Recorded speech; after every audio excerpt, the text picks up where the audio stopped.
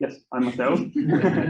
I work in Poincare, and I'm a collaborator with Francois and DeSci Labs. And thanks. But yeah, the projects are many. So DeSci nodes. This is an example of a node. This is a paper of mine, which is presented at the Celestial Mechanics Conference. And you can see that, first of all, please take a look at the Discord of DeSci Labs here. And as they say here, the claim is that they redefine the unit of knowledge of a publication. So the PDF is really a primitive way of communicating science and of storing the IP you were talking about now. And so they're trying to, I guess, making it more liquid by not constraining it to be a piece of paper, but also so that with some code snippets, some GitHub issue, open and solved associated with it, pull request, code itself, some comments that were made after the publication of the paper, which in this case is a presentation. So you'd like to integrate the feedback you got at conference into the work. Maybe the work is wrong, so you would like someone to do a pull request in it, something like a pull request in a scientific publication. And so the infrastructure that makes use of IPFS is something like this. So I'll try to show you live if everything goes well. Probably here, yes. So this is the actual node.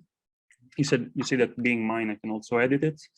And the cool thing is, okay, you can add comments here, and you see that each comment is associated to an IPFS link. Yeah, okay, I won't copy it, but you see here, that's the IPFS logo. And so all these objects are gonna live on IPFS, and you can associate to the paper a set of objects. And you see here in the current, for example, there's this script. This is naturally associated to a GitHub public repository, which is associated to the work. And ideally, one can also have pictures in the PDF that are, let's say, in real time generated from the script that's associated to it. So basically, when you get a paper, you are for free able to redo the steps that were done in the production of the paper. So you get to relive as in the matrix. So you plug in the USB and you learn, okay, not like what was it? So I guess this is really exciting.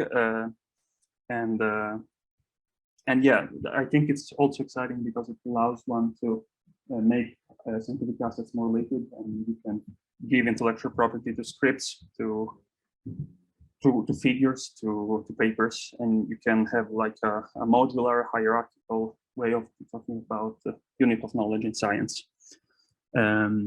So yeah, I guess this is it for this. If you want, I can talk about ETH calculus, but I guess that's not the right place. But